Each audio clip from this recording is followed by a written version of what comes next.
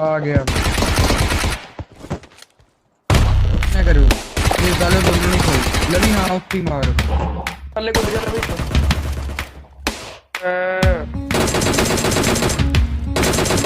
ओ भाई मुझे भी मार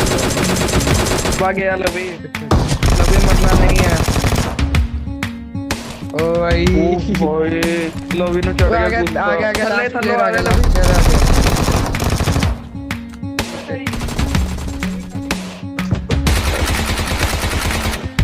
आ गया क्या करूँ ये गाले बोलने नहीं चाहिए लगी हाँ उसकी मार थल्ले कूद जा रवि